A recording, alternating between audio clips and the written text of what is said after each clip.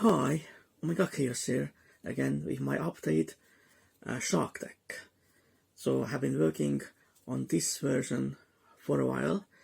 This of course is not a Parian Shark version, it's more of a basic version with all the Armored Xyz support, but of course I still kept some of the Parian cards in, like the Chaos number 101 for example. So I guess let's go to the deck. So first, the free Abyss Shark. One of the most important cards in this deck, obviously, which just searches another fish monster and then is an extender as well. Pretty much the most important card in this deck. Then one Crystal Shark, which is also really good because it's an extender from the graveyard or hand. So definitely very nice. Then I use one Dream Shark.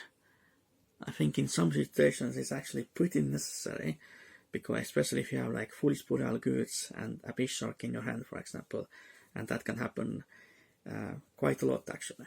Then I use triple Pasha Shark, which is the main one card starter of the deck. Definitely very nice, just catch another fish type monster from the deck with the same level. Definitely very good. Then one Lantern Shark. Pretty decent, but you only need one because your normal summon always has to be mostly like Pasha Shark, and this obviously kind of conflicts with that. In mostly here it's because it's another shark that can modify its levels for an Xyz summon. Then I use one Right Hand Shark, because I can send it to grave with the Foolish Boreal, and it's pretty good because it's, you can summon itself from a graveyard if you have control no monsters. Then two Lifeless Leaf Fish, pretty good as well, sends a fish type monster to the graveyard if you normal summon it, or if you summon it anyway, and also it recycles your fish type monsters as well, and then you get the extra draw as well. Definitely pretty good. Then I use two Shot Angler, pretty good extender, definitely very nice. Then I use one Exigimora, another really good card in this deck. But of course I don't think you need any more than one, because it can become a little bit too bricky. But of course it's searchable with Abyss Shark. Then I use triple Tennis Spirit Shatana. This card is not a fish type monster, but it's a really good water monster that can spell summon itself if you control no effect monsters. For most of the extenders in this deck, you need to have a water monster already on the field, but this helps you with that. Then some non-engine cards like Game Seal, the Sea Turtle Kaiju. This card is here because it's actually searchable with Ice Barrier. But definitely is a really good card against like Purely, stuff like that. Definitely very nice. Then of course I still use the triple Ash Blossom. Of course, despite the fact that obviously Snake Eye can use it by summoning out Hita and then reviving it from your graveyard and then comboing off. I think this card is still way too necessary to cut it. Then of course I used the triple effect Whaler. Of course really good as well, especially this format. Just negate that Snake Eye Ash and then they might actually pass the turn. Then the spells and traps. So one Armored Xyz. Definitely pretty good. Of course it's very important for the Armored Xyz engine, basically. This card helps you OTK pretty much, but of course it can be a little bit tricky sometimes, so yeah. Then use two White Mirror, which is a really good extender as well. So when you got the fish type monster on the graveyard and then you add a monster with the same name as the monster you revived, definitely really good. But of course this card can also be a little bit tricky sometimes. Then I use two Ready Fusion, because I do use rare fish in this deck. Definitely pretty good. Of course you could use one Instant Fusion and one Ready, but it doesn't really matter because I only use one target in the next deck anyway. Then I use one Foolish Boreal, obviously pretty good. Either send like Right Hand Shark to the graveyard or a Crystal Shark.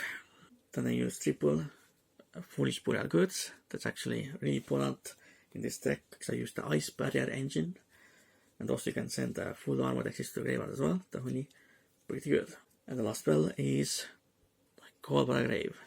Obviously this deck can actually play around quite a lot of hand traps, but I think Colma Grave is still really good. Then I use one full Armored Xyz. Obviously very important card for this deck. This deck of course in combination with the Dark Knight Lancer. So definitely a very important card in this deck. Then of course I use that one Ice Barrier. Many Shark players play too, but I pretty much take the risk that if I draw it, then they can't really do the Furious Burial Goods play, but I don't think you don't really want to draw it more often basically. But basically the one field effect, I guess it's just if they declare an attack, you can make that attack of that monster 0 and negate effects, which is of course not very useful, but can be actually clutch in some situations. But the graveyard effect is what matters. You can banish it from the graveyard, send the level 5 or higher water monster to the graveyard, then you can add the water monster from the graveyard back to your hand. Definitely, most of the time it's going to be a Wish Shark, but of course it can be other targets as well, like Dream Shark or like Game Seal even. It's definitely really good. Of course this play also plays around Troll as well. And the last cards in the main deck are triple Infantry Parents, of course. Obviously pretty much the best hand trap in the game more or less. Then next deck, so you use one full armored Dark Knight Lancer, pretty much a new key postmaster in the deck, more or less. Not going to explain what the card does really, because it's a lot of text, but basically it's the really good non-targeting, non-destruction removal and the interruption as well. Then I use one full armored Crystal Zero Lancer, because it's actually necessary in some of the combos in this deck. Then one Xyz Armor Fortress. It was your main way to search out your Armored Xyz cards. Definitely really important. The only downside is that you can't use it as Xyz material if you have any Xyz materials under it, which means if you draw one of your full Armored Xyz cards, you cannot Xyz summon something else on top of it, basically. So that was, but still, of course, a really good card in this deck. Then I still use that Chaos Xyz Naphila Asylum Chaos Knight. I think this card is still pretty good, of course, in combination with like your Chaos numbers. Of course, I only use one Chaos number in this deck, which is 101, but I think still, of course, it's really good for that. Then I use that one Naphila Asylum Hef Knight. Of course, is really good as well. It's also an interruption as well, potentially. Definitely really good. And also it's a non-targeting, non-destruction removal as well. Then I use that Chaos 101 Short or Dark. I think this card is still pretty nice. Then use that regular number 101 still. I think it's still pretty good actually. Then use one number 4 Stealth Dragon. Really amazing card as well. Although of course I'm not trying the Cosm Match combo in this deck, because it's Cosm Match is at 1 and it's actually not that useful, or at least they are not that great.